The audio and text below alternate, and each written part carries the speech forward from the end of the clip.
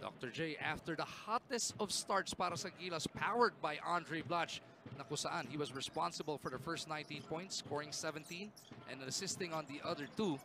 Ang Gilas nagmintis ng huling 4 na field goal attempt in the first at magko-continue ng pang-5 miss dito sa pagbubukas ng second. Well, our percentage is bad. Only 32% from 2-point territory, but very high from the 3-point territory because of Andre. Now, that's not good for our team. We got to get the local players involved. Rebound scuffle here. Pogoy getting tied up as he's joined on the floor by Aguilar. And I think he's called for a foul. That's why he was so surprised. He was thinking of probably a held ball situation here. And he comes into the picture and he's called for the foul. Umibabaw naman pala. So ang 5, Pogoy, Lee, Rose, etong si Eram, Aguilar, and Castro. As Gilas is looking for a stop. Kazakhstan lines it up. Doesn't work on the 3 ball. Oh, nasahod si Japit doon. Yeah, that's not a good type of foul. And dapat the referee should have been on the ball. He should have called that because Japet was up in the air and this guy went under him. That's Anton Pikov diving under Japet Aguilar. Good thing Japet did not get hurt.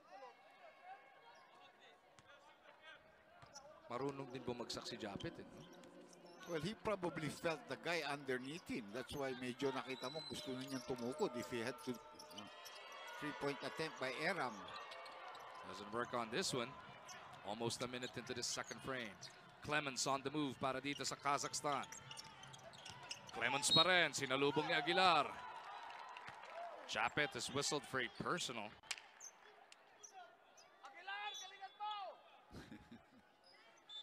Una pa lang naman yan para kay Aguilar. But already the second team foul for us in this quarter. And it's a short rest para kay Blach as he is making his way back onto the floor. Pinagpahinga na si Eram. Baka may diferensya pa rin si Junmar. So far, he hasn't been used. No? Kasi sa Qatar, nilalagnat itong si Junmar Pardo, kaya 3 minutes lang naglaro. Eh, nilalagnat ka na sa Qatar, nagpunta ka pa sa mas malamig na lugar na negative 11 degrees Celsius, eh mahihirapan ka mag-recover niyan. Well, this first miss here by Clemens, so they're 5 out of 8 from the free throw line. Now 6 out of 9. This game is tied at 22. Yeah, we're 3 out of 6. That's the first point scored by either squad here in the second quarter. Kailan mas maganda ang kilos. I don't think our player movement is good enough. Blach sizing up the opposition. Nilamon niya ng bumbo yung depensa ni Zigolin. There's nobody who can guard him on the other side. I mean, he's just too talented, too big, too skilled, too tall, and everything else. But we just got to get the support. 19 in the game for Blach. Ganda ng entry pass, no? We're playing a very small lineup if you look there. You're looking at Castro and Pogoy and then Paul Lee. So we have 3 guys that are, you know, pinakamalaki na dyan, yung mga 6'1 siguro. Blach goes cross court, nearly taken away. Blach at the post, 4 to shoot. Andre makes his way. Doesn't work on the jump hook. Gotta come down on defense, you know, forget about that shot. Clemens on the move. Pull-up jumper on top of Japet. Good rebound there by Jason Castro, who's also noted for his ability to pick up defensive rebounds. Rebound of the quarter na yan. Natid sa atin na Smart. Join Smart's amazing 25 and get a chance to win 25 million pesos. Just dial *121#. Whoa! Now, Andre now with a total of 21. Grabe yung kanyang fake. Talagang kakagat kasi yan. And then, like a Euro step before finishing them off. Blach 21, Rosario 4, and Castro 1. Tatatlo pa lang ang umi-score para sa Gilas Pilipinas. And that's another foul there by Paul Lee. This is one thing that the Gilas team really has to improve, their defensive prowess. Yergali looking to get his offense going from the free throw line now. Ito, 32 years old ito. So, medyo veterano na rin ito. Silang dalawa ni Gabrielov. Free throws ni Yergali atid sa atin ang Chooks to go. Ang nag-iisang manok ng bayan.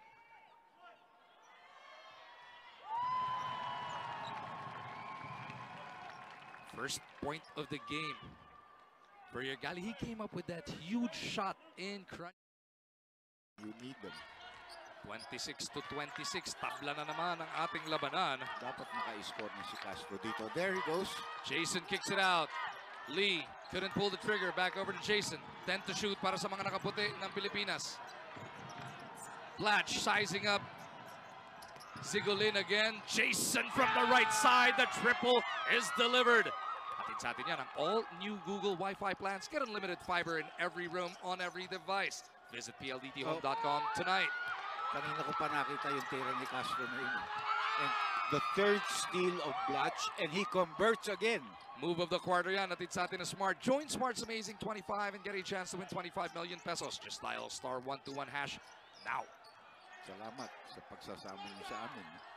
Bringing this to our countrymen. A reach-in foul against Paul Lee. Again. And that's going to be team foul number 4 para sa Pilipinas daw. You know, that's the way he defends it. You know, he's got to really make the adjustment to the... You cannot put your hands out and try to prevent a guy from making moves or reaching in. Napakahigpit sa FIBA ng ganyang tawagan. That's automatic to them. And you cannot even question that. And the coaches know that. You can see Yeng in the... And you know, Yeng has really kept his cool in this ball game. Yergali down low. Yan lang ang problema. Traveling. Trying to post up against the shorter Castro. And that's what every coach is going to do. They're going to do that because they scout us as well as we scout them. And they know that Jason, one of his weaknesses is defending, especially at the post. And there is Kaloy Garcia, the assistant coach, talking to Paulie, who picked up another foul. I wonder who came in for him. Hindi ko nakita. Si Marcio Lassiter. Nagbalik. Si Troy Rosario, bumalik na rin. Lassiter with an 18-footer. There you go. We're getting contributions from everybody now, Yes. Dr. J. We have a 7-0 run, you know, by Blatch, then the 3-point shot by Castro, and now Lassiter. So, bigla tayo lumamang ng 7. Largest lead was 8 late in the first. A foul there by Troy Rosario. So Gavrilov will be back at the line for some free throws. And for Troy, that is going to be foul number 3. Here you should realize you don't foul because there is the help coming from Andre. He actually blocked it. But siyempre, instinct yan eh. Gusto mong dumipensa, baka matapik mo, no? Yun ang ating amazing moment natin sa atin ng Smart. Join Smart's Amazing 25 and get a chance to win 25 million pesos. Just dial *121# now. Ayun na si Junmar Fajardo, papasok na. Nakikita na natin. Kaya pinaupo siya doon sa kanto, no? It has to be after a made second free throw. Nag-report na siya, pero hindi siya umabot. Hindi umabot before the first eh. Correct. Kung umabot siya, pwede na siyang pumasok. Free throw na to. Atid sa atin ng Chooks to go. Ang nag-iisang manok ng bayan. Ayan na siya. And he's gonna come in for Troy Rosario. So this should be a big lineup for us. Maybe a little bit slower in coming down for defense, but certainly a powerhouse offensive unit. So let's see how quickly Junmar has recovered here. He's really under the weather a couple of days ago in Qatar. He looks good. There's somebody fouling Junmar. I think it's going to be Clemons. That's going to be their second team foul at the 5:40 mark of this first half. The presence itself of Junmar there allowed Pugoy to try to drive in and try to score. Ang liit ni Lassiter compared to that guy Basin, who's listed as 6'5". That's not a good pass. Buti na lang. And Andre immediately releases it. Yan ang umubra. 33-28. 5 ang abante ng Pilipinas. Kazakhstan hanging around, dangerously close. Blatch will be whistled for this one. Yeah. That's going to be second personal. And not only that, we're in the penalty, which will mean free throw shots for Yergali. Just like the first quarter, ang agang na penalty ng Gilas Pilipinas, that's something that Coach Yeng will definitely address at the half. Well, the one thing that you will tell them is stop using your hands to foul downstairs. If you're gonna foul when he's in the act of shooting, siguro tatanggapin ko yan because you're trying to stop a shot from going in. But downstairs, you're giving them freebies. Yergali making a living from the free throw line now. 3 for 3 so far. Well, he has the ability to create. Kaya nga, he's also a difficult guy to guard. He can go right, he can go left. And then, those are problems. When he gets by his man, usually you try to reach in. Tawagan ka ng foul. And they know we're in penalty. Di ba? Those 4 free throws from Yargali has pulled them back to within 3. 4-0 run naman yung sinagot sa atin ng Kazakhstan. Castro magtatawid para sa Gilas Pilipinas. I'm confident when he has the ball, you know. I mean, just like all those, oops, that's going to be an offensive foul on Junmar. He knocked down the guy who was following the screen player. No? But that's an offensive foul, so no free throws. No? Chinese referee yata ito nang tumawag. There are 2 Chinese referees and 1 Korean referee. Well, so far, we've done a good job on Clemens.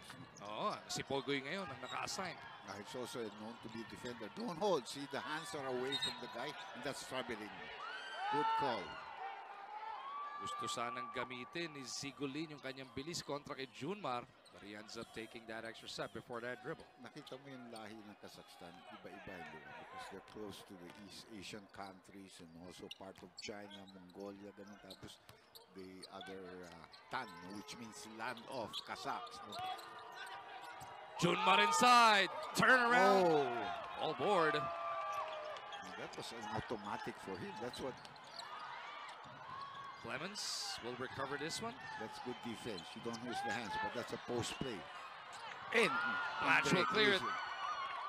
Andre pulls it down. Away from play, kinapitan si Junmar. See, whatever he does, those people are going to have to defend Junmar on the inside and Blatch on the outside, no? When they play together. Double barrel attack ka ngayon, no? Correct, J. correct. And pagka kay Blatch manggagaling yung pasa do sa high-low, ang taas nung panggagaling ng pasa, ang laki rin ng babasa, ang hirap nga bantayan. That's right. At the same time, magaling pumasa si Andre ng ganon. It's also important that you're accurate with your passes. There he goes back to the post. Blatch for 3. Doesn't work. Sayang yung rebound. I thought Pugoy could have gotten that. No? Naunahan lang siya. Good box out by yung kanyang defensive player. Bazin pulled it down. Here comes Clemens the other way. Clemens stopping on a dime. Ganda naman ng kilos, no? Kazakhstan now within 1. First 2 points, no? Castro on the attack. Kicks it out to the wrong man. Clemens, and it's going to be a free ride to the cup. That is Yergali with a layup, his first field goal of the game. Well, what's been shown in this ball game that if you commit turnovers, if they steal the ball from you, the other team converts. You know, 34-33 in favor of Kazakhstan. Go to the post. First time nilang nakalamang since the first quarter ng 5-0 ang ating score. And you know, because of that post play, now they have 14 fouls also. Nagsunod-sunod, pumasok si Junmar sa team foul. Ngayon, biglang 4 na. Yes. Yun ang Junmar effect din, ano, Doc? Artista ba yun? Hindi yata siyang kinukuhanan. Yung nasa likod. So, pumarang bigla. Oh, Junmar trooping to the bench now. Baka may dugo or something like that. That they have to clear. May timeout yata eh. Sinasabi niya, akop shooting dapat, pero sabi ng rep, parang amen. Para may timeout. Looks like a timeout on the floor here. Atid sa atin doon ang Chooks to go, ang nag-iisang manok ng bayan.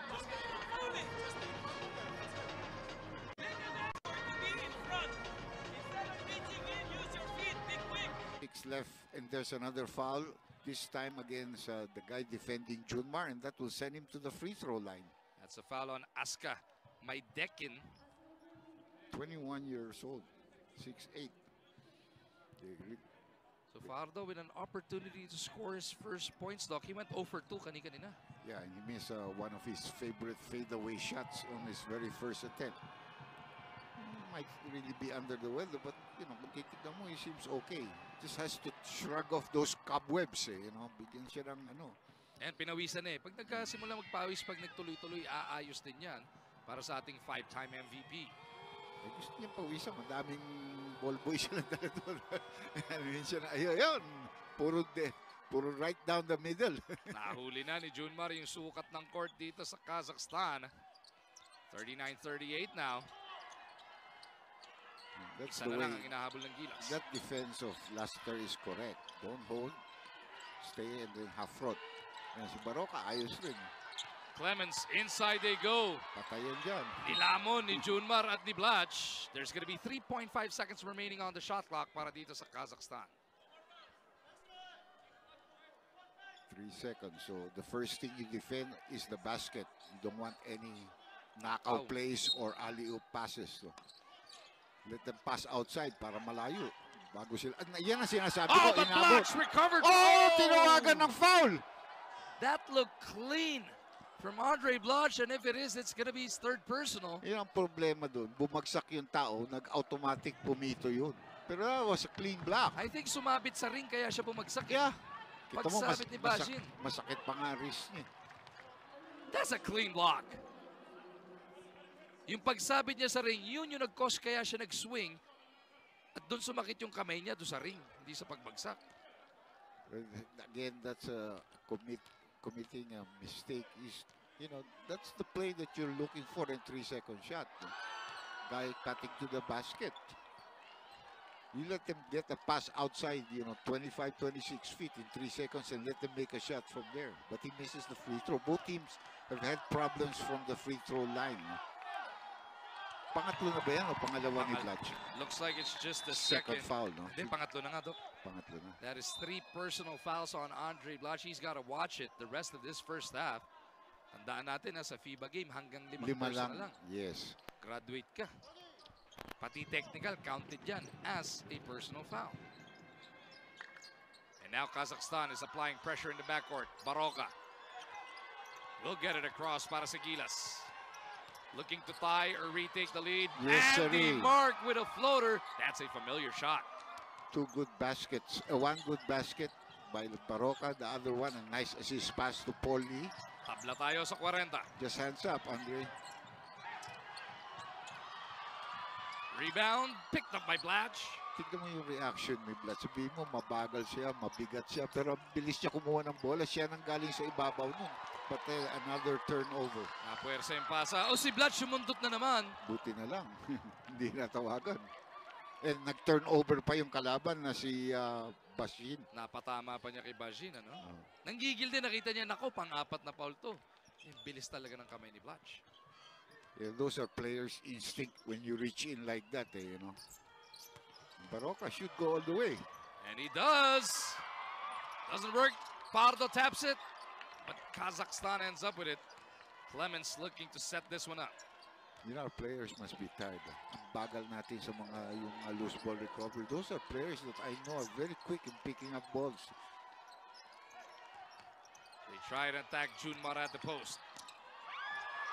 Good defense there. Marshall bothering that shot. Here comes Blach. There's Paul. Andre to the corner. Marshall will load it up. Yes! We needed that. And timeout kaagad ang tinawag ng coach ng Kazakhstan. 5-0 run para sa Gilas Pilipinas will give us a 3-point lead, 43-40. Timeout na to. Atin sa atin ang Chooks to go, ang nag-iisang Manok ng Bayan.